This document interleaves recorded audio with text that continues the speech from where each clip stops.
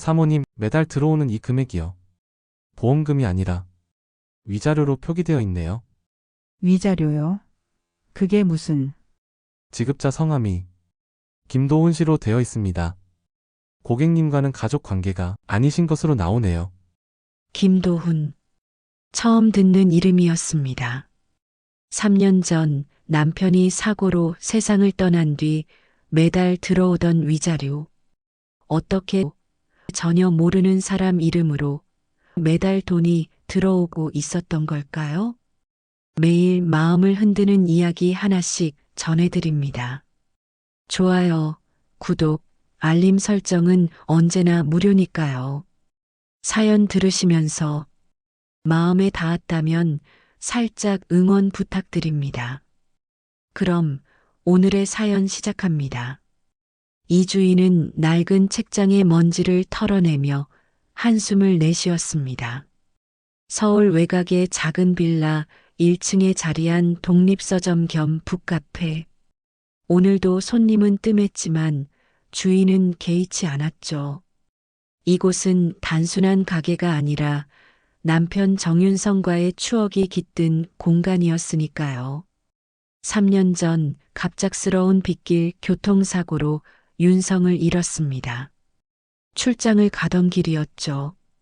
차량이 계곡으로 추락한 후 불이 나 전소됐고 시신은 찾을 수 없었습니다. 경찰은 며칠간 수색했지만 결국 급류에 휩쓸렸을 거라고 판단했죠. 차량 블랙박스와 소지품으로 신원을 확인하고 실종 후 사망으로 처리됐습니다. 장례식장에서 흐느끼던 주위의 모습을 보며 사람들은 혀를 찼죠. 56의 나이에 홀로 남겨진 주위를 안타까워했습니다. 그래도 매달 들어오는 돈이 있으니 다행이야. 당신이 남긴 마지막 선물이겠지. 주인은 혼잣말을 하며 계산대 서랍을 열었습니다. 통장을 확인하니 오늘도 어김없이 전기 자동이체된 돈이 들어와 있었죠. 주인은 당연히 윤성이 가입해둔 종신보험금이나 연금이라고 생각했습니다. 150만 원. 많은 돈은 아니었지만 작은 서점을 운영하며 살아가기엔 충분했습니다. 저녁 무렵 주인은 새로 들어온 책들을 분류하기 시작했습니다. 윤성이 좋아했던 역사소설들을 한쪽 구석에 따로 모아두었죠. 그때였습니다. 책 사이에서 낡은 쪽지 하나가 떨어졌습니다. 윤성의 손글씨였죠. 미안해. 내가 그날 거기 가지 말았어야 했어. 주희의 손이 떨렸습니다. 이 쪽지는 본 적이 없었죠. 언제 쓴 걸까요? 무엇을 미안해하는 걸까요? 주인은 쪽지를 들고 한참을 멍하니 서 있었습니다.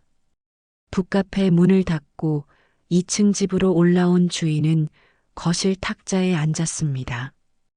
윤성의 사진이 걸린 벽을 바라보며 막걸리를 한 잔 따랐죠.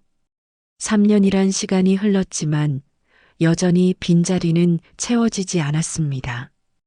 당신 대체 무슨 말을 하고 싶었던 거예요? 주인은 사진을 향해 물었지만 대답은 없었습니다. 창밖으로 빗소리가 들려왔죠. 3년 전 그날처럼 비가 내리고 있었습니다. 다음 날 아침 주인은 평소와 다름없이 서점 문을 열었습니다. 단골 손님인 박씨 아저씨가 들어와 커피를 주문했죠. 사장님, 오늘도 혼자 계시네요. 도와줄 사람이라도 구하시지 그래요? 괜찮아요. 이 정도는 혼자서도 충분해요. 주인은 미소를 지으며 대답했지만 마음 한구석이 쓸쓸했습니다. 윤성이 있었다면 함께 이 공간을 가꾸어 나갔을 텐데요. 오후가 되자 은행에서 전화가 왔습니다. 연말정산 서류 확인차 방문해 달라는 내용이었죠. 매년 이맘때면 하는 일이었습니다. 주인은 서둘러 준비를 하고 은행으로 향했습니다. 그런데 상담을 받던 중 이상한 점을 발견했습니다. 고객님, 매달 들어오는 이 금액이요. 말씀하신 보험금이 아니라 위자료로 표기되어 있네요. 은행 직원의 말에 주인은 고개를 갸웃했습니다. 지금까지 당연히 보험금이라고 생각했는데 위자료라니요? 주인은 자세한 내역을 확인해 달라고 부탁했습니다. 지급자 성함이 김도훈 씨로 되어 있습니다. 고객님과는 가족관계가 아니신 것으로 나오네요. 김도훈? 처음 듣는 이름이었습니다. 그런데 이상하게도 그 이름이 낯설지 않았죠. 어디선가 들어본 것 같기도 하고, 주인은 혼란스러운 마음을 안고 은행을 나왔습니다. 집으로 돌아온 주인은 윤성의 유품을 뒤지기 시작했습니다. 혹시 김도훈이라는 사람과 관련된 단서가 있을지도 모른다는 생각에서였죠. 그러나 아무것도 찾을 수 없었습니다. 주인은 김도훈이라는 사람에 대해 수소문했습니다. 그런데 동명이인이 너무 많았죠. 그러다 문득 은행에서 받은 서류를 다시 확인했습니다. 송금은행 지점이 부산이었죠. 부산 지역으로 검색 범위를 좁히자 철물점을 운영하는 김도훈이라는 사람의 사업자 정보를 찾을 수 있었습니다. 주인은 고민 끝에 부산으로 가기로 결심했습니다. 왜 모르는 사람이 3년 동안이나 위자료를 보내고 있는지 그 이유를 알아야겠다고 생각했죠. 어쩌면 윤성과 관련이 있을지도 모른다는 예감이 들었습니다. 부산행 KTX표를 예매한 주인은 떨리는 마음을 진정시키려 애썼습니다. 무엇이 기다리고 있을지 알 수 없었지만 진실을 마주할 준비를 해야 했죠. 윤성이 남긴 쪽지의 의미도 어쩌면 그곳에서 찾을 수 있을지 모릅니다. 부산행 KTX에 몸을 실은 주인은 창밖을 멍하니 바라보았습니다. 김도훈이라는 이름이 머릿속을 맴돌았죠. 왜 하필 위자료라는 명목으로 돈을 보내는 걸까요? 보통 위자료는 이혼할 때나 사고 가해자가 피해자에게 주는 돈인데 이 상황과는 전혀 맞지 않았습니다. 부산역에 도착한 주인은 택시를 타고 주소를 찾아갔습니다. 사상구의 한 골목길, 오래된 상가 건물 1층에 도훈철물이라는 간판이 보였죠. 주인은 깊게 숨을 들이쉬고 가게 문을 열었습니다. 어서 오세요. 카운터에서 들려온 목소리에 주인은 온몸이 굳어버렸습니다. 그 억양, 그 톤, 그 특유의 말끝을 살짝 올리는 습관까지 고개를 들어 남자를 마주한 순간 주인은 숨이 멎는 듯 했죠. 윤성이었습니다. 분명 3년 전 죽었다고 했는데 지금 눈앞에 멀쩡히 서 있었습니다. 머리는 짧게 깎았고 수염을 기르긴 했지만 틀림없이 윤성이었죠. 혹시 김도훈 씨 맞으세요? 주위에 떨리는 목소리에 남자는 당황한 듯 미소를 지었습니다. 네, 맞습니다. 무엇을 도와드릴까요? 그 미소, 그 눈빛, 모든 게 윤성이었습니다. 주인은 다리에 힘이 풀려 근처 의자에 주저앉았죠. 제가 누군지 아세요? 남자는 주위를 자세히 들여다보더니 고개를 갸웃했습니다. 죄송하지만 처음 뵙는 것 같은데요. 어디서 만난 적이 있나요? 주인은 믿을 수 없다는 표정으로 남자를 바라보았습니다. 30년을 함께 산 아내를 모른다니요? 농담이라고 하기엔 남자의 표정이 너무 진지했습니다. 저 이주희예요. 당신 아내 이주희. 남자의 얼굴에 당황스러운 빛이 스쳤습니다. 잠시 침묵이 흐른 뒤 그가 조심스럽게 입을 열었죠. 손님, 저를 누군가와 착각하신 것 같습니다. 저는 김도훈이고 결혼한 적도 없어요. 주인은 가방에서 휴대폰을 꺼내 윤성과 찍은 사진을 보여주었습니다. 이 사람이 당신 아니에요? 정윤성, 내 남편이에요. 남자는 사진을 보며 놀란 표정을 지었습니다. 분명 자신과 똑같이 생긴 사람이 사진 속에 있었으니까요. 이상하네요. 정말 저와 닮긴 했는데. 하지만 저는 정윤성이라는 이름을 들어본 적이 없습니다. 그때 가게 안쪽에서 여자가 나왔습니다. 50대 초반으로 보이는 단정한 모습의 여성이었죠. 도훈 씨, 무슨 일이에요? 여자는 주위를 보더니 눈을 크게 떴습니다. 마치 귀신을 본 듯한 표정이었죠. 성경 씨, 이분이 저를 정윤성이라는 사람으로 착각하시는데, 이성경이라고 소개된 여자는 주희와 도훈을 번갈아 보며 한숨을 내쉬었습니다. 안으로 들어오세요. 이야기를 해야 할 것 같네요. 철물점 뒤편의 작은 사무실로 안내된 주인은 불안한 마음으로 자리에 앉았습니다. 성경이 차를 내오는 동안 도훈은 불편한 듯 주위를 바라보았죠. 사실 저는 3년 전 사고를 당했어요. 부산 근교 바닷가에서 쓰러진 채로 발견됐죠. 병원에서 깨어났을 땐 아무것도 기억나지 않았습니다. 주희의 심장이 빠르게 뛰기 시작했습니다. 3년 전 윤성이 사고를 당한 시기와 일치했죠. 병원에서는 뇌진탕으로 인한 기억상실이라고 했어요. 신분증도 없었고 몸 곳곳에 상처가 있었지만 누군가 기초적인 치료를 해준 흔적이 있었대요.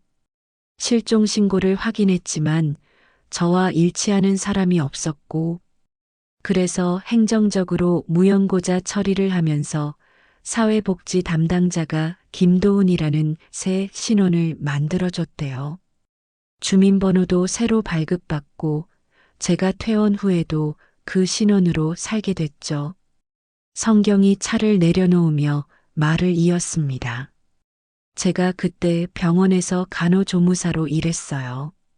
이 사람을 처음 봤을 때 왠지 모르게 마음이 쓰였죠. 퇴원할 곳도 없어서 제가 돌봐주기 시작했고 그렇게 2년이 됐습니다. 주인은 혼란스러웠습니다. 기억을 잃었다? 그럼 왜 위자료를 보낸 걸까요? 그런데 왜 저한테 매달 돈을 보내신 거예요? 도훈이 놀란 표정을 지었습니다. 돈을요? 제가 당신께 돈을 보냈다고요? 네, 매달 150만 원씩 위자료라는 명목으로요. 도훈과 성경이 서로를 바라보았습니다. 두 사람의 표정에 당황스러움이 역력했죠. 그건 제가 보낸 게 아닙니다. 정말이에요. 저는 당신을 오늘 처음 받는 걸요. 주인은 은행에서 받은 서류를 꺼내 보여주었습니다. 분명히 김도훈 명의로 송금되고 있었죠. 이 계좌, 제 계좌가 맞네요. 하지만 이상해요.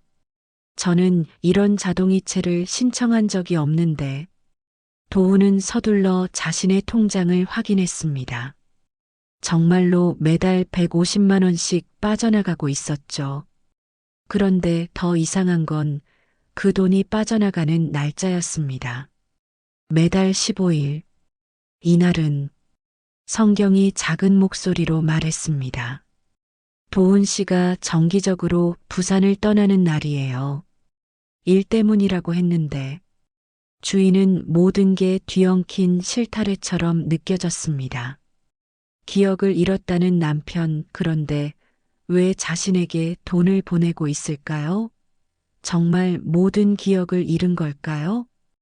혹시 가끔 무언가 기억나는 건 없으세요?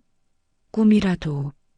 도훈은 잠시 생각에 잠기더니 조심스럽게 입을 열었습니다. 가끔 누군가를 미안해하는 꿈을 꿔요.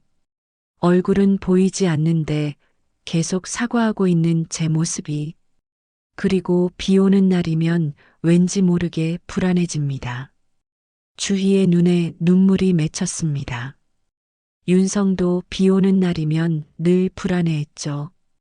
어머니를 비 오는 날 교통사고로 잃은 뒤부터 그랬습니다. 빗소리만 들어도 예민해지곤 했죠. 그리고 이상한 습관이 하나 있어요. 매달 15일이 되면 꼭 어딘가를 가야 할 것 같은 충동을 느껴요. 그래서 부산을 떠났다가 하루 이틀 뒤에 돌아오곤 하죠. 성경이 덧붙였습니다. 처음엔 일 때문이라고 했는데 사실 어디를 가는지 정확히 모르겠어요. 물어봐도 자기도 잘 모르겠다고만. 주인은 확신했습니다. 이 남자는 윤성이 맞았습니다. 기억을 잃었다고 하지만 무의식 속에서는 여전히 자신을 기억하고 있는 것 같았죠. 매달 돈을 보내는 것도 어딘가를 가야 한다는 충동도 모두 자신과 연결된 기억의 파편들이었습니다. 하지만 왜 죽은 것으로 위장했을까요? 정말 기억을 잃은 걸까요? 아니면 주인은 떨리는 손으로 찻잔을 들었습니다. 도훈이 화상을 입었다는 말에 가슴이 철렁했죠. 윤성의 사고 현장도 화재가 있었으니까요. 하지만 어떻게 두 곳에서 동시에, 아니, 이게 가능한 일일까요? 화상이요? 어디에 화상을 입으셨어요? 도훈은 조심스럽게 소매를 걷어 올렸습니다. 팔 전체에 걸친 화상 흉터가 보였습니다. 손가락까지 이어진 흉터였죠. 주인은 그 흉터를 보는 순간 확신했습니다. 윤성이 대학 시절 운동하다 다쳐서 생긴 팔꿈치 수술 자국이 화상 흉터 사이로 희미하게 보였으니까요. 주로 상체 쪽이 심했어요. 다행히 얼굴은 괜찮았지만 등이랑 팔은 꽤 심했죠. 성경이 옆에서 거들었습니다. 처음 병원에 왔을 때는 정말 심각한 상태였어요. 의식도 없었고 살 수 있을지도 불확실했죠.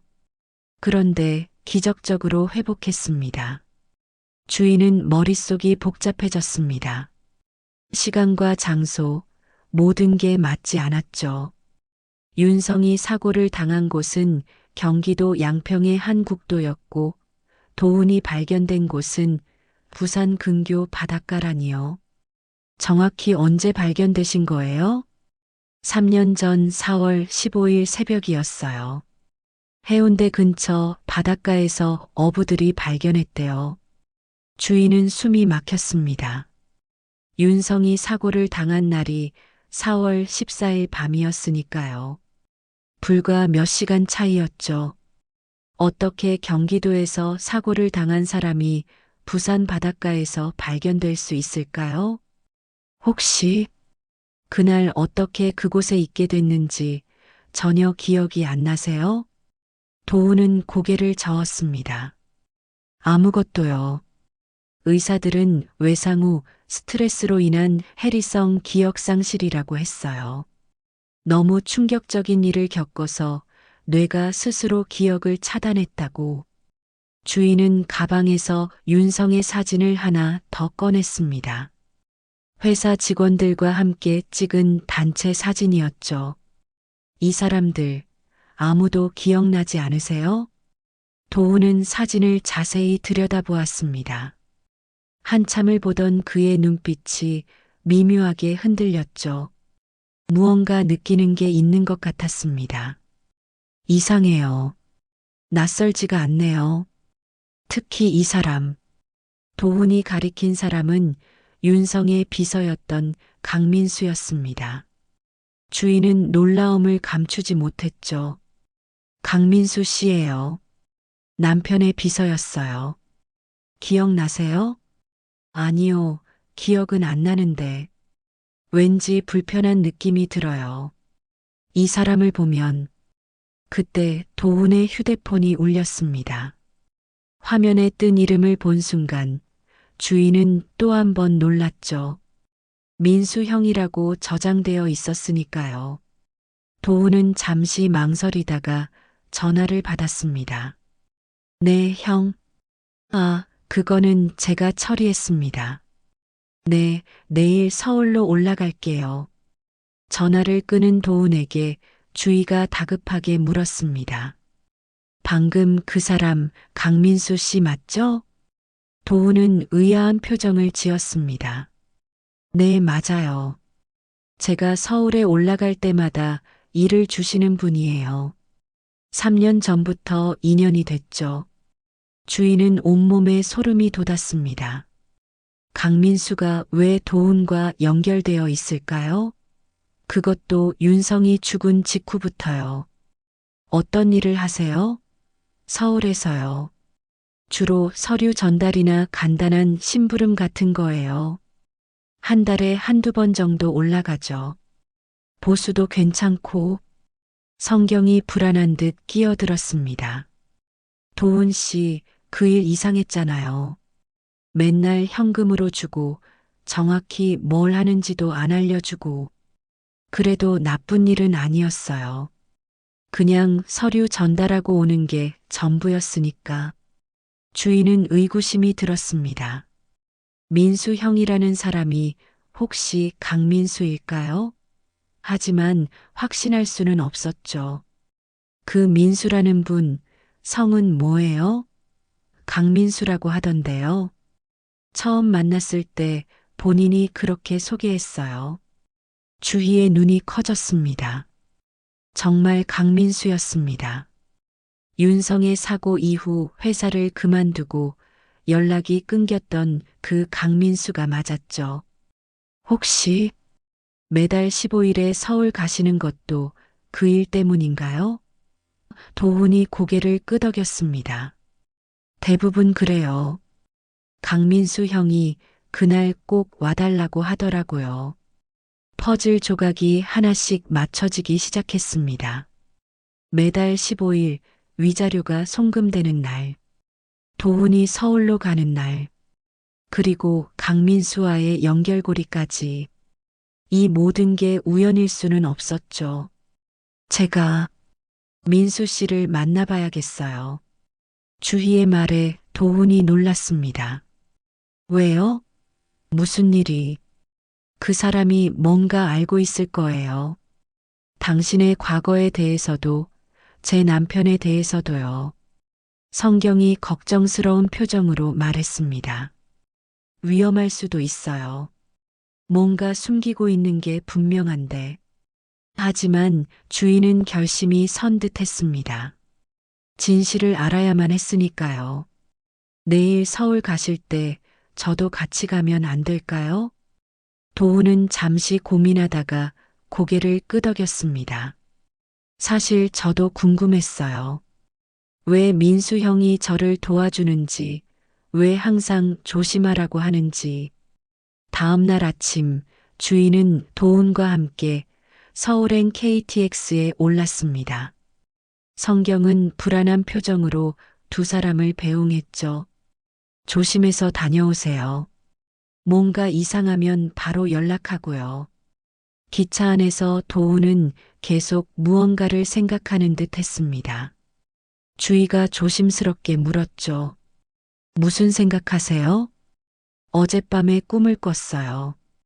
평소와 다른 꿈이었는데 누군가와 심하게 다투는 꿈이었어요. 누구와요? 얼굴은 안 보였는데 계속 미안하다. 이럴 수밖에 없다고 말하고 있었어요. 그리고 도훈이 말을 멈췄습니다. 주희가 다그치듯 물었죠. 그리고요? 주희한테는 비밀로 해줘라는 말을 했어요. 그때는 그게 누구 이름인지 몰랐는데 아까 당신이 이주희라고 하셨잖아요. 그 이름이 계속 머릿속에 맴돌아요. 주희의 심장이 쿵쾅거렸습니다. 도훈의 무의식 속에서 기억이 조금씩 돌아오고 있는 것 같았죠. 서울역에 도착한 두 사람은 강민수와 만나기로 한 장소로 향했습니다.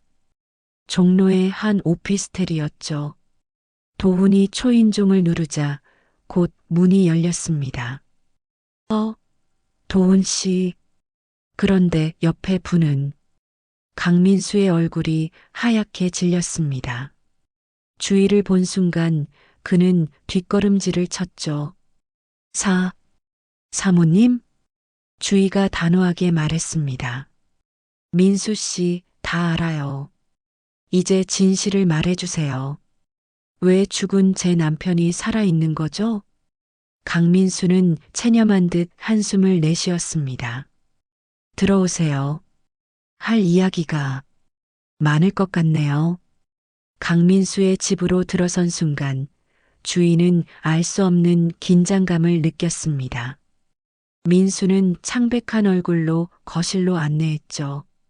한참 침묵이 흐른 뒤 민수가 무거운 입을 열었습니다. 사모님, 정말 오랜만입니다. 민수 씨, 지금이 인사할 때가 아니잖아요. 이 사람이 정말 제 남편이 맞아요? 민수는 도훈을 바라보며 깊은 한숨을 내쉬었습니다. 네, 맞습니다. 주희의 눈에서 눈물이 흘렀습니다. 확신은 했지만 확인받는 순간 감정이 북받쳤죠. 어떻게 이런 일이. 민수가 천천히 설명하기 시작했습니다. 3년 전 사장님이 사고를 당하신 건 사실이에요. 양평에서 빗길에 차가 미끄러져 계곡으로 추락했죠. 차는 불타고 시신은 찾을 수 없었어요. 강민수의 집으로 들어선 순간 주인은 알 수 없는 긴장감을 느꼈습니다. 민수는 창백한 얼굴로 거실로 안내했죠. 한참 침묵이 흐른 뒤 민수가 무거운 입을 열었습니다. 사모님, 정말 오랜만입니다. 민수 씨, 지금이 인사할 때가 아니잖아요. 이 사람이 정말 윤성이 맞아요? 민수는 도훈을 바라보며 깊은 한숨을 내쉬었습니다. 네, 맞습니다. 주희의 눈에서 눈물이 흘렀습니다. 확신은 했지만 확인받는 순간 감정이 북받쳤죠. 어떻게 이런 일이. 민수가 천천히 설명하기 시작했습니다. 3년 전 사장님이 사고를 당하신 건 사실이에요. 양평에서 빗길에 차가 미끄러져 계곡으로 추락했죠. 차는 불타고 시신은 찾을 수 없었어요. 그건 알아요. 그런데 2달 후였어요.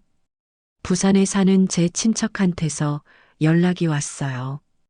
철물점에서 일하는 사람이 사장님을 너무 닮았다고. 사진을 보내왔는데 정말 사장님이었어요. 도훈이 불안하게 두 사람을 바라보았습니다. 그때 저는 이미 김도훈으로 살고 있었어요. 어떻게 거기까지 갔는지, 사고 후에 무슨 일이 있었는지 전혀 기억이 없었죠. 민수가 이야기를 이어갔습니다. 급히 부산으로 내려갔어요. 사장님은 저를 전혀 알아보지 못하셨죠. 완전히 다른 사람이 된 것 같았어요. 주희가 의아해하며 물었습니다. 그럼 왜 연락을 안 한 거예요? 민수는 잠시 망설이다가 입을 열었습니다. 사장님이 행복해 보이셨어요. 무슨 말이에요? 회사 부도 직전에 사장님이 얼마나 힘들어 하셨는지 아세요? 빚이 40억이 넘었고 매일같이 죽고 싶다고 하셨어요. 그런데 부산에서 뵌 사장님은 비록 기억은 없었지만 평온해 보이셨어요. 도훈이 조용히 말했습니다. 성경 씨가 많이 도와줬어요. 병원비도 대주고 일자리도 구해주고 저한테는 은인이죠. 민수가 계속 설명했습니다. 고민 끝에 결정했어요. 이미 법적으로 사망 처리도 됐고 사장님은 새로운 삶을 찾으신 것 같았으니 그냥 두기로 했죠. 주희가 울먹이며 말했습니다. 그래도 알려줬어야죠. 제가 얼마나. 죄송해요, 사모님. 하지만 만약 사장님이 돌아오셨다면 어떻게 됐을까요? 40억 빚에 시달리면서 또다시 그 지옥 같은 나날을. 도훈이 머리를 감싸며 신음했습니다. 빚, 40억. 왜 이 단어들이 이렇게 무겁게 느껴지죠? 민수가 놀란 표정으로 물었습니다. 뭔가 기억나시는 거예요? 아니요, 그냥 가슴이 답답해져요. 주희가 도훈의 손을 잡았습니다. 괜찮아요. 기억 안 나도 돼요. 그냥 살아있다는 게 중요한 거예요. 민수가 조심스럽게 말했습니다. 사실, 한 가지 더 말씀드릴 게 있어요. 뭔데요? 사장님이 가끔 이상한 행동을 하신대요. 매달 15일이면 불안해하시고 어딘가로 가야 한다고. 그래서 제가 일거리를 만들어서 서울로 오시게 했어요. 왜 15일에? 그날이 두 분이 처음 만난 날이잖아요. 매달 15일에 항상 데이트 하셨다고. 주인은 놀랐습니다. 정말로 매달 15일은 윤성과 함께 특별한 시간을 보내던 날이었죠. 결혼 후에도 꼭 그날이면 함께 외식을 하거나 영화를 보러 갔었습니다. 기억은 없어도 무의식 중에 뭔가 남아있는 것 같았어요. 그래서 제가 나름대로 방법을 찾았죠. 사장님이 일해서 번 돈을 제가 받아서 사모님께 보내드린 거예요. 도훈이 혼란스러워하며 말했습니다. 제가 그랬다고요? 네. 본인도 왜 그런지는 모르면서 꼭 그날이면 뭔가 해야 한다고 하셨어요. 주인은 복잡한 감정에 휩싸였습니다. 기억을 잃었어도 자신을 잊지 않았다는 사실이 슬프면서도 고마웠죠. 이제 어떻게 해야 하죠? 민수가 현실적인 문제를 짚었습니다. 법적으로 사장님은 이미 사망한 상태예요. 만약 살아있다는 게 밝혀지면 여러 문제가 생길 수 있어요. 어떤 문제요? 일단 채권자들이 다시 찾아올 거예요. 그리고 혹시라도 고의로 실종된 거라고 의심받으면. 도훈이 단호하게 말했습니다. 그래도 괜찮아요. 기억은 없지만 이 사람 곁에 있어야 할 것 같아요. 주희가 도훈을 바라보며 말했습니다. 정말 아무것도 기억 안 나요? 우리가 함께했던 30년이. 도훈은 미안한 표정으로 고개를 저었습니다. 죄송해요. 하지만 이상해요. 당신을 보면 마음이 아프고 무언가 지켜야 할 사람인 것 같은 느낌이 들어요. 세 사람은 무거운 침묵 속에 앉아 있었습니다. 과거와 현재, 그리고 불확실한 미래가 뒤엉켜 있었죠. 그날 밤 주인은 북카페를 닫고 집으로 돌아왔습니다. 민수와의 만남, 도훈이 정말 윤성이라는 확인, 그리고 앞으로의 불확실한 미래까지. 모든 게 현실 같지 않았죠. 휴대폰이 울렸습니다. 도훈이었습니다. 저 무사히 부산에 도착했어요. 다행이네요. 힘들지 않아요? 괜찮아요. 그런데 도훈의 목소리가 망설이듯 이어졌습니다. 성경 씨가 화가 많이 났어요. 왜 허락도 없이 서울에 갔냐고. 주인은 묘한 감정을 느꼈습니다. 마치 불륜이라도 저지른 것처럼 조심스러워하는 도훈의 목소리가 씁쓸했죠.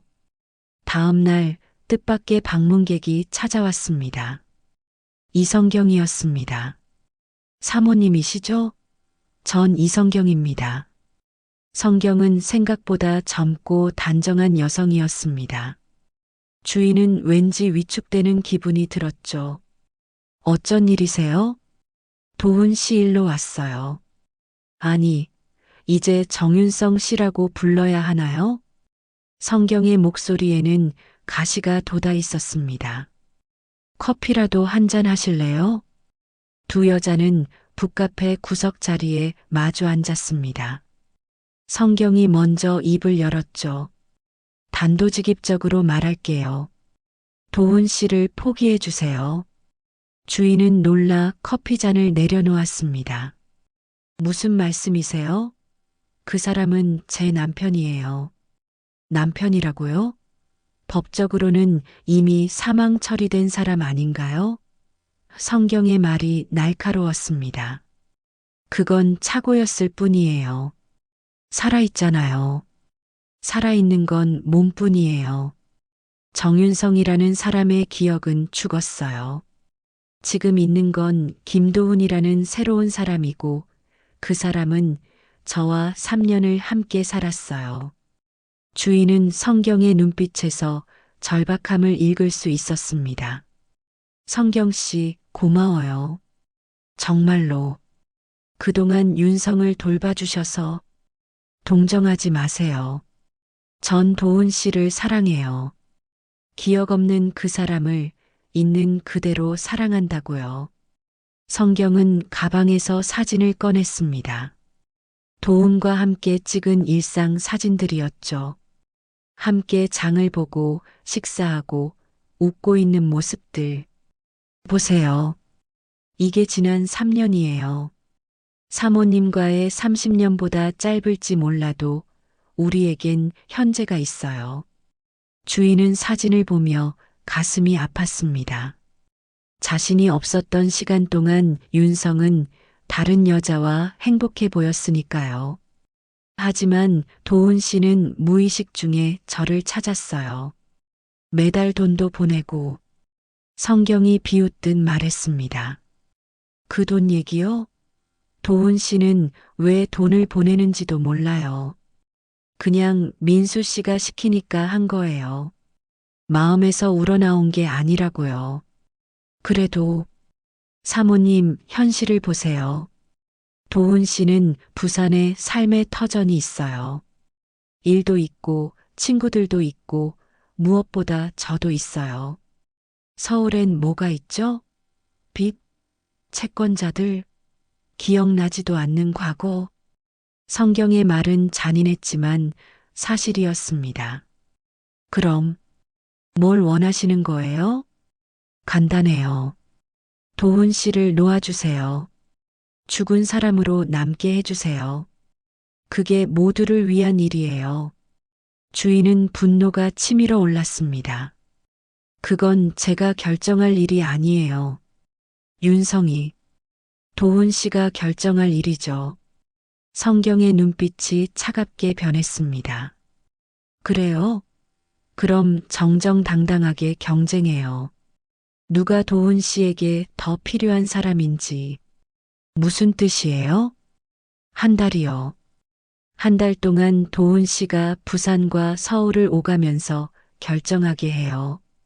과거를 선택할지, 현재를 선택할지. 주인은 망설였습니다. 기억도 없는 윤성이 자신을 선택할 거라는 확신이 없었으니까요.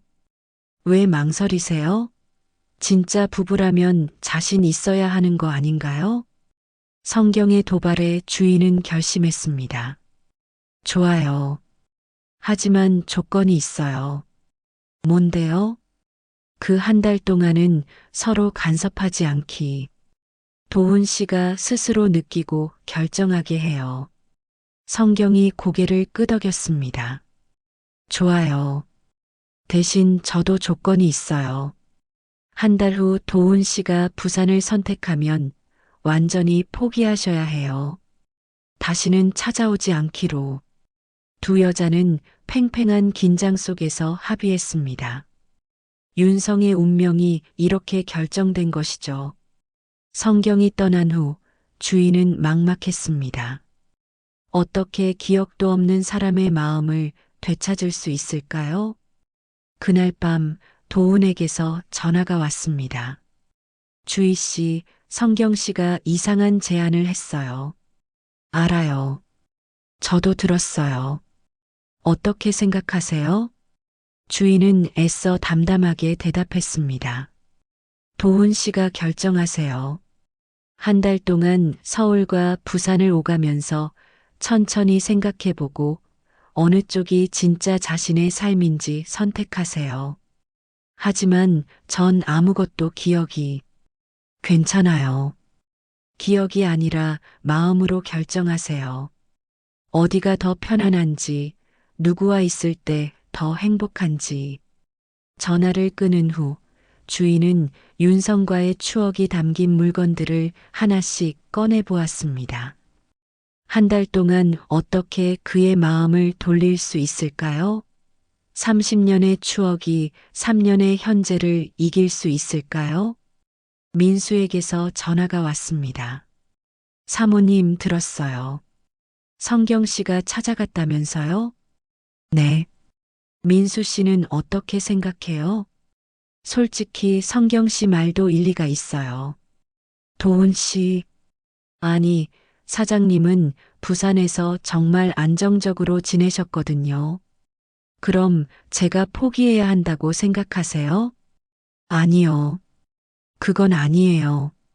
단지 쉽지 않을 거라는 거죠. 기억도 없는 상태에서 과거보다 현재가 더 편할 수밖에 없으니까요. 주인은 깊은 한숨을 내쉬었습니다. 하지만 포기할 수는 없었죠. 윤성은 여전히 자신의 남편이었으니까요. 한 달의 시작. 도훈은 일주일에 사흘은 서울, 나흘은 부산에서 지내기로 했습니다. 첫 번째 서울 방문 날 주인은 아침 일찍부터 긴장했죠. 무엇을 준비해야 할지, 어떻게 대해야 할지 막막했습니다. 그냥 평소처럼 하세요. 민수가 조언했지만 평소라는 게 뭔지 알 수 없었습니다. 30년 함께 산 남편을 처음 만나는 사람처럼 대해야 하니까요. 도훈이 북카페에 도착했을 때 주인은 애써 미소를 지었습니다. 어서 와요. 커피 마실래요? 네. 감사합니다. 어색한 공기가 흘렀습니다. 도훈은 조심스럽게 주변을 둘러보았죠. 여기, 제가 자주 왔던 곳인가요? 아니에요. 이곳은 당신이 돌아가신 후에 제가 연 거예요.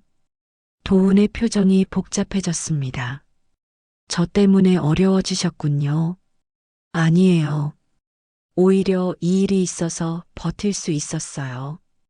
주인은 서재에서 앨범을 가져왔습니다. 두 사람의 추억이 담긴 사진들이었죠. 이게 우리 결혼식 사진이에요. 보면 뭔가 느껴지는 게 있을까 해서 도훈은 사진을 한 장 한 장 넘겨보았습니다. 젊은 시절의 자신과 주희, 행복해 보이는 두 사람. 하지만 남의 이야기처럼 느껴질 뿐이었죠. 죄송해요. 정말 아무것도. 괜찮아요. 천천히 하면 돼요. 그때 한 손님이 들어왔습니다. 동네 단골인 김씨 아주머니였죠. 그때 한 손님이 들어왔습니다. 동네 단골인 김씨 아주머니였죠. 어머, 사장님. 오늘은 손님이 계시네요. 혼자 계실 줄 알았는데. 김씨 아주머니는 도훈을 흘끔 보더니 주희에게 속삭였습니다. 사장님, 혹시 새로 만나시는 분이에요? 참 곱게 생기셨네. 이제 그만 혼자 사시고. 주희가 당황했지만 도훈이 자연스럽게 인사했습니다. 안녕하세요. 저는 사장님 친구입니다. 김씨 아주머니가 나간 후 도훈이 쓸쓸하게 웃었습니다. 친구라고 하는 게 더 자연스럽네요. 남자친구라고 하기엔. 오후가 되자 주인은 도훈을 데리고 밖으로 나갔습니다. 어디 가는 거예요? 우리가 자주 가던 곳들을 보여주려고요. 혹시 기억날지도 모르니까. 첫 번째로 간 곳은 한강공원이었습니다.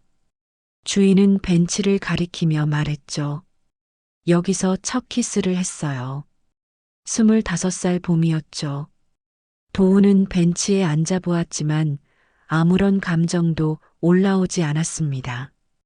다음은 작은 분식집이었습니다. 여기 떡볶이를 정말 좋아했어요. 일주일에 2번은 왔죠. 도우는 떡볶이를 한 입 먹어보았습니다. 맛있었지만 그뿐이었죠. 미안해요. 정말 노력하고 있는데. 괜찮아요. 제가 너무 서둘렀나 봐요. 저녁이 되어 북카페로 돌아왔을 때 도훈의 휴대폰이 울렸습니다. 성경이었죠. 도훈 씨, 잘 지내요? 저녁은 먹었어요? 네, 방금 먹었어요. 내일은 부산 오는 날이죠? 제가 맛있는 거 해놓을게요. 통화하는 도훈의 표정이 편안해 보였습니다.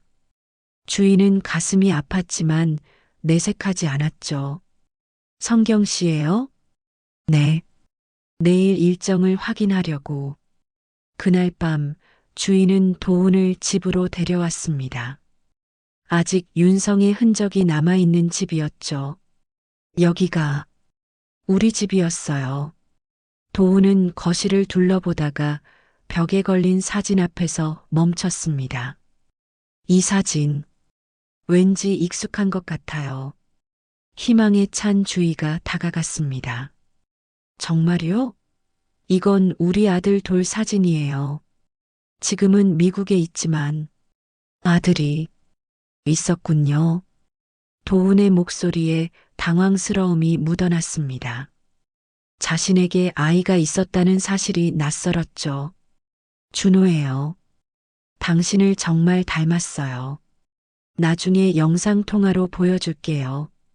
하지만 도훈의 표정은 더욱 불안해졌습니다. 알지 못하는 관계들이 너무 많았으니까요. 다음 날 아침 도훈은 일찍 부산으로 떠났습니다. 주인은 그의 뒷모습을 보며 씁쓸함을 느꼈죠.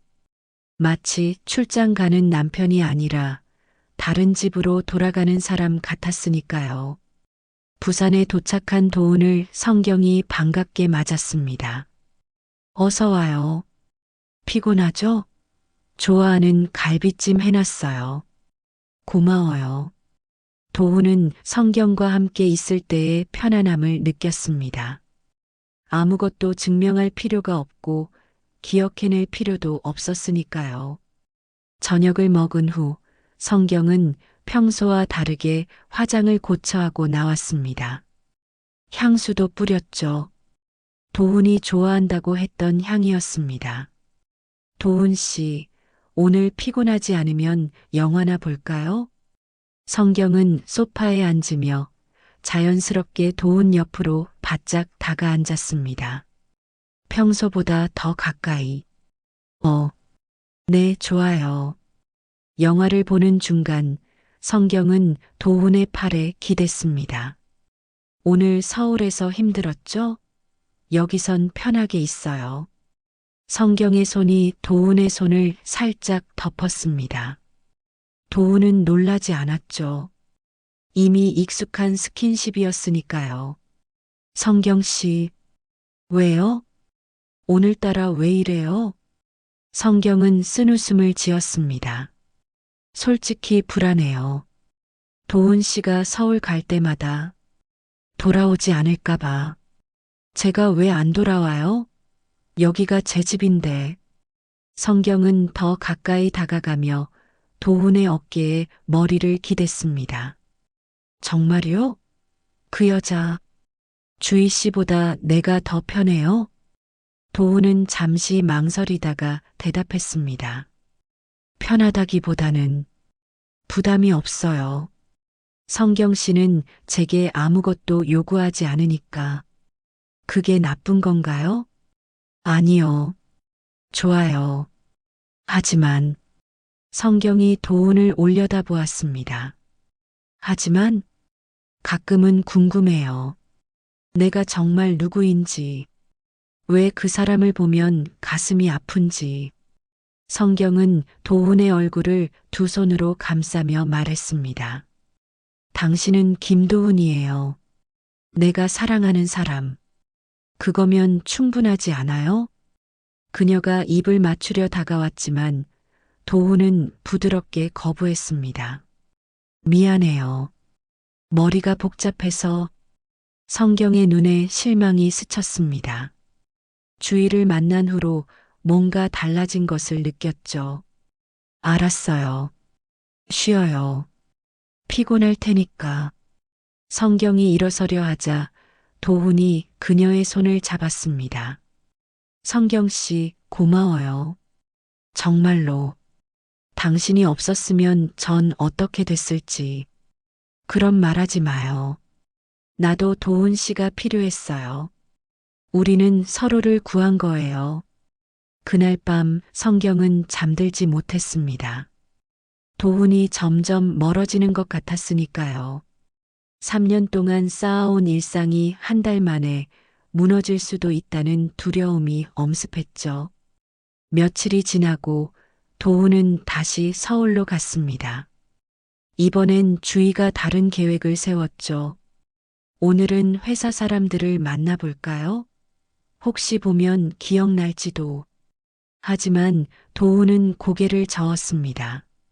죄송하지만 너무 부담스러워요. 모르는 사람들이 저를 알아본다는 게.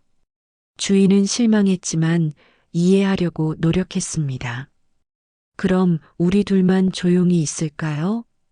그날 오후 두 사람은 북카페에서 책을 읽으며 시간을 보냈습니다. 말은 없었지만 나름대로 평화로운 시간이었죠. 도훈이 커피를 마시다가 입가에 거품이 묻었습니다. 주인은 무의식적으로 손을 뻗었죠. 30년 동안 해왔던 것처럼. 잠깐 여기에. 주희가 손수건으로 도훈의 입가를 닦으려는 순간 도훈이 움찔하며 뒤로 물러났습니다. 아, 죄송해요. 제가. 도훈이 당황한 표정으로 자기 손으로 입을 닦았습니다. 괜찮아요. 그냥. 갑자기 가까이 오셔서 놀랐어요. 주인은 상처받은 표정을 감추려 애썼습니다. 그렇게 자연스러웠던 스킨십이 이제는 낯선 사람에게 하는 신뢰가 되어버렸으니까요. 미안해요. 습관적으로. 예전엔 맨날 그랬거든요. 당신이 덜렁대서 항상 뭔가 흘리고. 도훈은 미안한 듯 고개를 숙였습니다. 죄송해요. 제가 아직 그런 게 익숙하지 않아서. 아니에요. 제가 조심해야죠. 당신한테는 제가 낯선 사람인데. 어색한 침묵이 흘렀습니다. 주인은 그때 깨달았죠. 몸은 같아도 이 사람은 자신이 아는 윤성이 아니라는 것을. 새로 시작해야 한다는 것을. 그때 도훈이 한 권의 책을 집어들었습니다. 어린 왕자였죠. 이 책, 왠지 읽고 싶네요. 주희의 눈이 반짝였습니다. 그 책, 당신이 제일 좋아하던 책이에요. 프로포즈할 때도 그 책 구절을 인용했었죠. 도훈은 책을 펼쳐 읽기 시작했습니다. 그리고 한 구절에서 멈췄죠. 가장 중요한 것은 눈에 보이지 않아. 이 문장이 마음에 와닿네요. 주인은 희망을 품었습니다. 어쩌면 조금씩, 아주 조금씩 기억이 돌아오고 있는 건 아닐까요? 하지만 며칠 후 부산에서 온 도훈의 표정은 어두웠습니다. 주희 씨, 우리 솔직하게 얘기해요. 무슨 일이에요? 전 정말 노력하고 있어요. 하지만 이곳에선 숨이 막혀요. 모두가 제게 정윤성이 되기를 바라지만 전 김도훈인걸요. 주희의 마음이 무너져 내렸습니다. 그럼 포기하라는 건가요? 아니요. 단지 시간이 더 필요한 것 같아요. 한 달로는 부족해요. 그때 주희의 휴대폰이 울렸습니다. 박 변호사였죠. 사모님, 급한 일이 생겼습니다. 채권단에서 정식으로 조사를 시작했어요. 정윤성 씨가 살아있다는 확실한 증거를 찾고 있답니다. 주인은 전화를 끊고 도훈을 바라보았습니다. 시간이 없었습니다. 채권단이 움직이기 시작했으니 곧 모든 게 밝혀질 거예요. 도훈 씨, 우리에게 남은 시간이 얼마 없어요. 박 변호사의 전화를 받은 후 주인은 긴급히 민수를 불렀습니다. 사태가 예상보다 빨리 진행되고 있었죠. 채권단이 본격적으로 움직이기 시작했어요. 부산까지 사람을 보냈대요. 민수의 얼굴이 어두워졌습니다. 이제 시간 문제네요. 사장님을 찾아내는 건. 주인은 도훈을 바라보며 말했습니다. 도훈 씨, 이제 결정하셔야 해요. 정윤성으로 돌아올 건지 아니면. 도훈은 고개를 숙인 채 한참을 말이 없었습니다. 그리고 천천히 입을 열었죠. 저 부산으로 돌아가겠어요. 주희의 가슴이 무너져 내렸습니다. 그게 최종 결정인가요? 아직은 모르겠어요. 하지만 일단 성경 씨와 상의를 해봐야 할 것 같아요. 그 사람도 이 상황을 알아야 하니까. 도훈이 떠난 후 민수가 조심스럽게 말했습니다.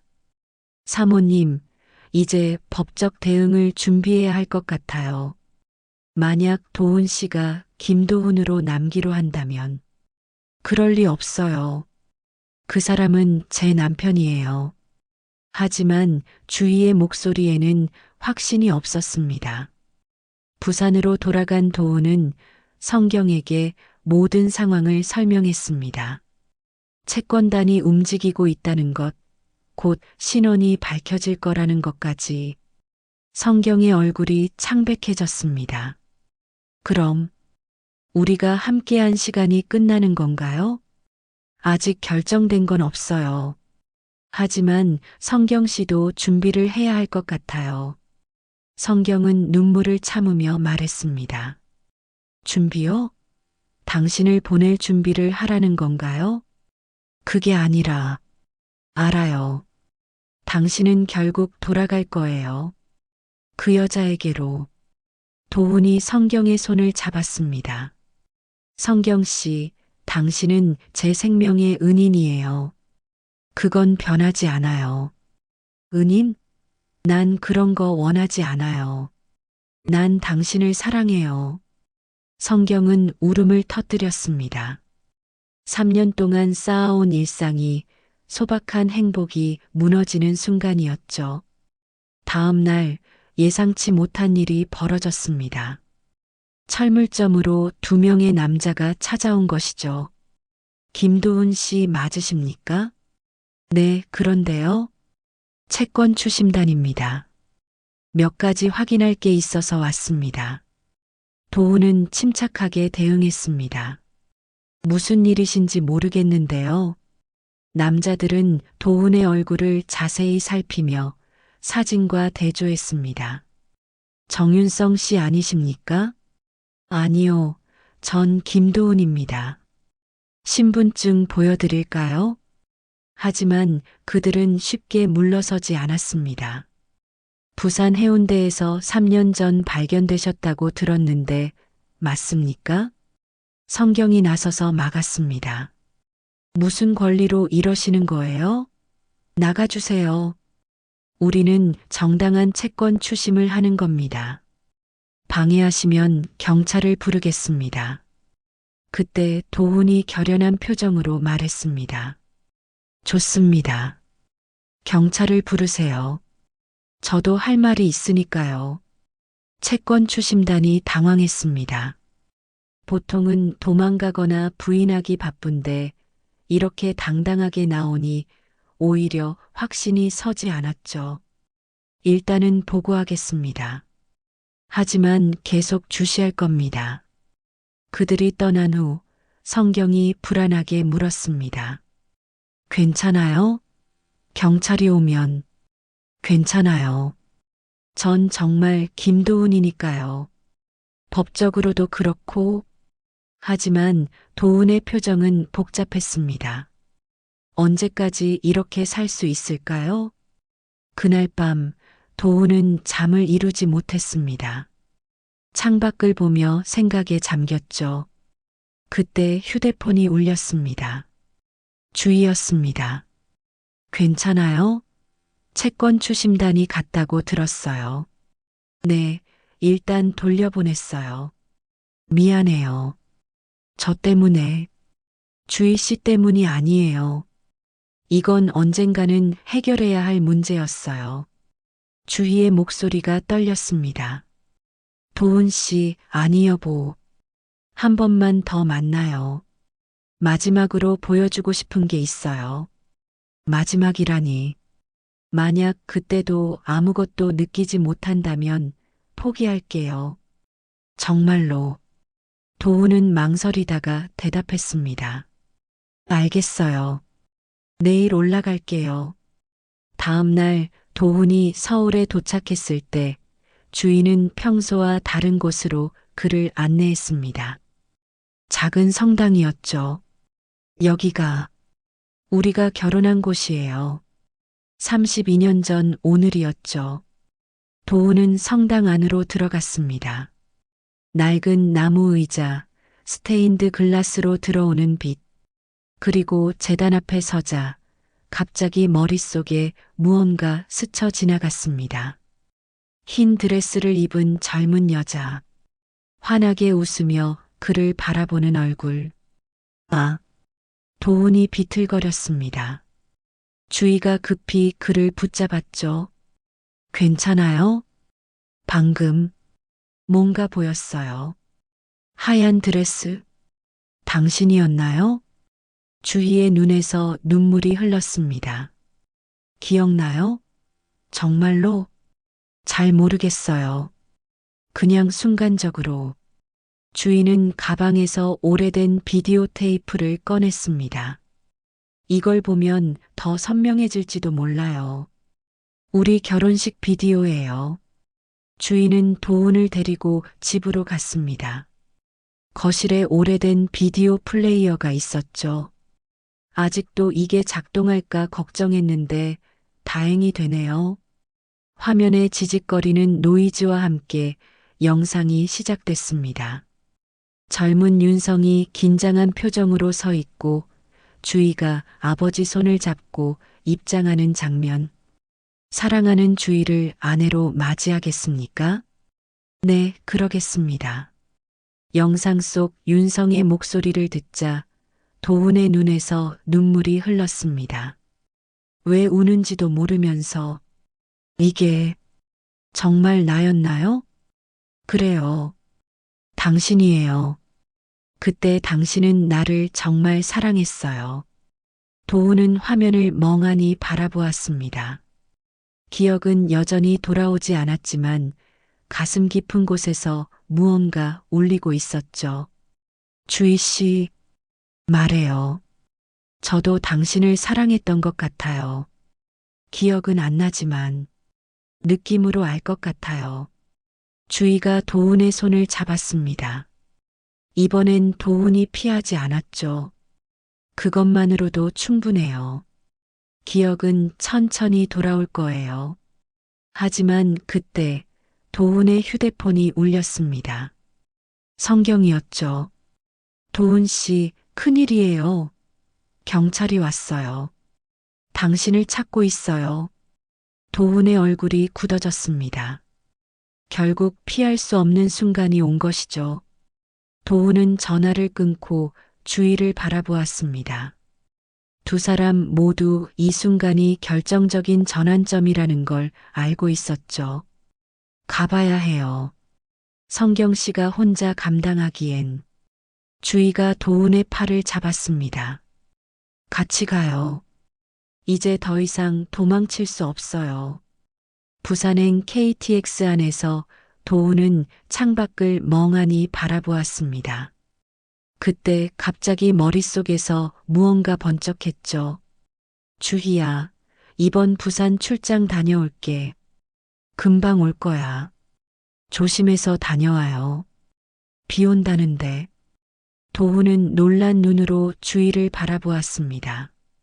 방금 뭔가 들렸어요. 당신 목소리가 기억나는 거예요? 그날도 부산 출장이었나요? 주인은 고개를 끄덕였습니다. 하지만 사실 그날 윤성은 부산이 아니라 양평으로 갔었죠. 거짓말까지 했던 그날의 기억이 서서히 돌아오는 것일까요? 부산역에 도착하자 성경이 초췌한 얼굴로 기다리고 있었습니다. 경찰이 철물점에 와 있어요. 신원 확인을 하겠대요. 세 사람이 철물점에 도착했을 때 경찰 2명이 기다리고 있었습니다. 김도훈 씨죠? 신원 확인 절차를 진행하겠습니다. 네, 협조하겠습니다. 경찰이 도훈의 손을 살펴보고는 고개를 저었습니다. 지문은 화상 때문에 채취가 어렵네요. DNA 검사를 해야 할 것 같습니다. 어떻게 하면 되나요? 가족이 있으시면 대조 검사를 하면 됩니다. 주의가 나섰습니다. 아들이 있어요. 미국에 있지만 연락해서 협조하게 하겠습니다. 경찰이 고개를 끄덕였습니다. 아드님이 가까운 현지 경찰서나 영사관에서 샘플을 채취해서 보내주시면 됩니다. 결과는 일주일 정도 걸릴 겁니다. 경찰이 떠난 후 세 사람은 철물점 안에서 마주 앉았습니다. 무거운 침묵이 흘렀죠. 성경이 먼저 입을 열었습니다. 이제 끝이네요. 우리의 시간도. 성경 씨, 알아요. 처음부터 언젠가는 이런 날이 올 거라는 걸. 하지만 성경은 눈물을 참으며 도훈을 바라보았습니다. 3년이에요. 매일 아침같이 일어나고 밥 먹고 아플 때 간호하고. 그게 가짜였나요? 도훈이 성경의 손을 잡았습니다. 가짜가 아니었어요. 김도훈으로서는 진심이었어요. 그럼 왜 떠나요? 기억도 없으면서. 성경의 목소리에는 절박함이 묻어났습니다. 주희가 조용히 일어났습니다. 잠시 자리를 비워드릴게요. 두 분이 얘기하세요. 주희가 나간 후 성경은 울음을 터뜨렸습니다. 처음엔 그저 불쌍해서 도와준 거였어요. 그런데 어느새 사랑하게 됐고, 이제는 당신 없이 못 살 것 같아요. 성경 씨, 제발 가지 마요. 우리 그냥 이대로 살아요. 김도훈과 이성경으로. 도훈은 괴로운 표정으로 고개를 저었습니다. 도망칠 수 없어요. 제가 져야 할 책임이 있어요. 그리고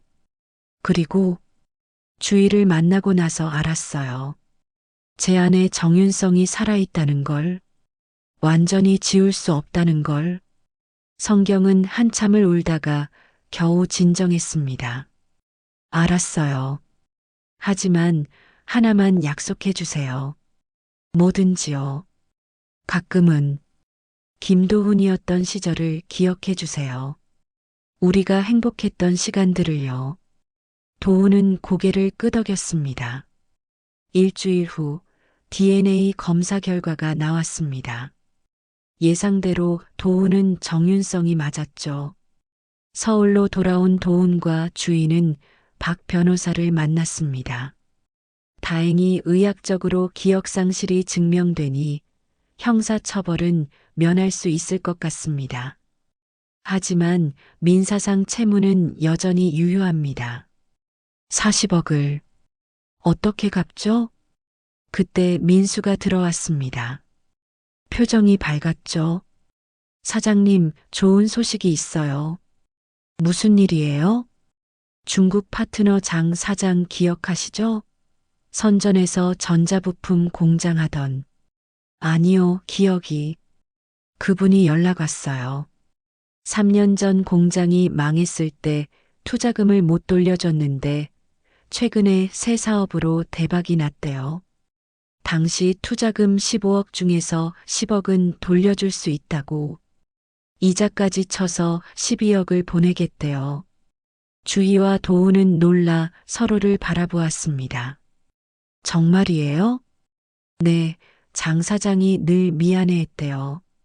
사장님 덕분에 사업을 시작할 수 있었는데 망해서 이번에 성공하자마자 가장 먼저 사장님을 찾았다고요.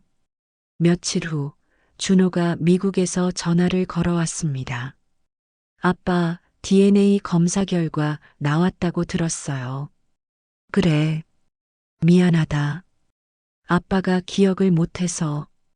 아빠가 미안해할 필요 없어요. 살아계신 것만으로도 감사해요. 그리고 아빠, 제가 도울게요. 무슨 말이야? 실리콘밸리에서 일하면서 모은 돈이 있어요. 회사 대출도 가능하고 5억 정도 보탤 수 있어요. 스톡 옵션도 있고. 준호야, 그건 내 돈인데. 엄마랑 아빠가 그동안 얼마나 고생하셨는데요. 이제 제가 도울 차례예요. 도우는 전화기를 붙잡고 울었습니다.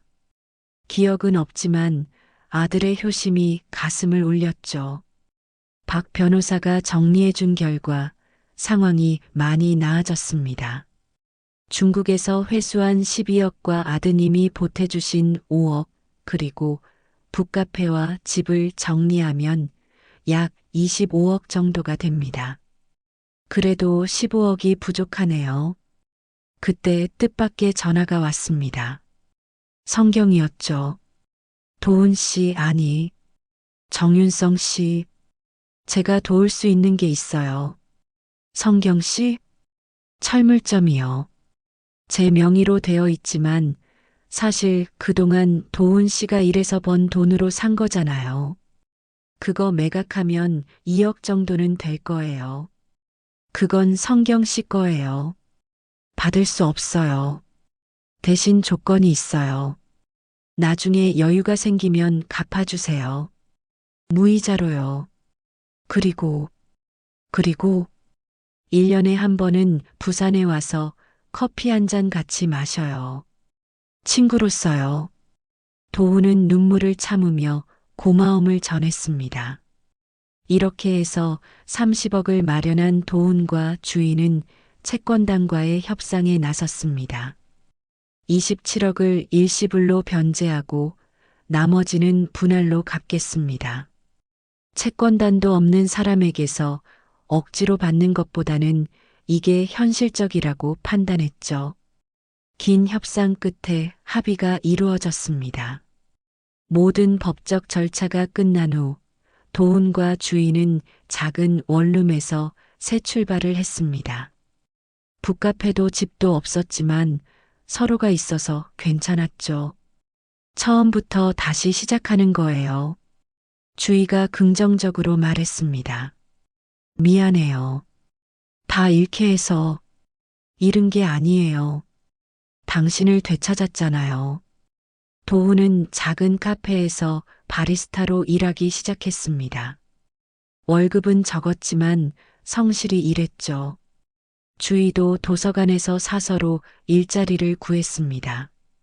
그렇게 6개월이 지났습니다. 어느 날 도훈이 퇴근해서 집에 오니 주희가 뭔가를 보며 웃고 있었죠. 뭘 그렇게 즐겁게 봐요? 준호가 보낸 사진이에요. 여자친구랑 약혼할 거래요.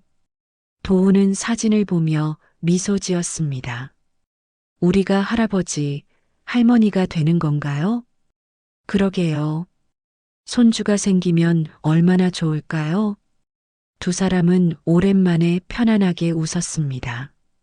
비록 많은 것을 잃었지만 가족은 여전히 곁에 있었으니까요. 1년이 지났습니다. 도훈의 기억은 완전히 돌아오지 않았지만 새로운 추억들로 빈자리가 채워졌죠. 봄날 약속대로 도훈과 주인은 부산을 찾았습니다. 성경은 해운대에 작은 카페를 열고 있었죠. 어서 와요. 기다리고 있었어요. 성경은 이제 편안한 미소를 지을 수 있었습니다. 옆에는 새로운 남자친구도 있었죠. 소개할게요. 제 남자친구예요. 카페 단골인데 저한테 1년째 대시하더라고요. 네 사람은 함께 커피를 마시며 웃었습니다. 과거의 아픔은 이제 추억이 되었죠. 돌아오는 기차 안에서 주희가 물었습니다. 후회 없어요? 정윤성으로 돌아온 거? 도훈이 주희의 손을 잡으며 대답했습니다. 후회는커녕 감사해요. 두 번째 기회를 얻었으니까요. 이번엔 제대로 살 거예요. 저도 감사해요. 당신이 살아 돌아와줘서. 해질 무렵 두 사람은 집에 도착했습니다. 작은 원룸이었지만 그들에겐 궁궐이었죠. 그때 준호에게서 영상 통화가 왔습니다. 엄마, 아빠, 결혼식 날짜 잡았어요. 다음 달에 한국에서 하기로 했어요. 정말 우리가 볼 수 있게? 당연하죠.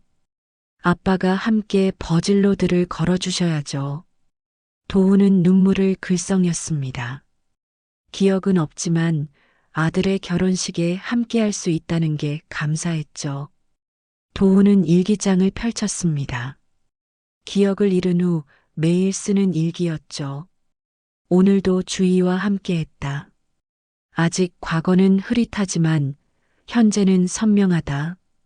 준호의 결혼식을 앞두고 설렌다. 이번엔 도망가지 않고 끝까지 가족 곁에 있을 것이다. 창밖으로 별이 빛나고 있었습니다. 죽음의 문턱에서 돌아온 남자와 그를 기다린 여자, 그리고 그들의 이어지는 이야기. 비록 완벽하지 않지만 그들의 삶은 계속되고 있었습니다. 때로는 이름보다 중요한 것이 있으니까요. 그것은 바로 사랑, 그리고 함께하는 오늘입니다. 오늘 사연이 마음에 남으셨다면 구독과 좋아요, 댓글로 함께 기억해 주세요. 여러분의 한마디가 다음 이야기의 시작이 됩니다.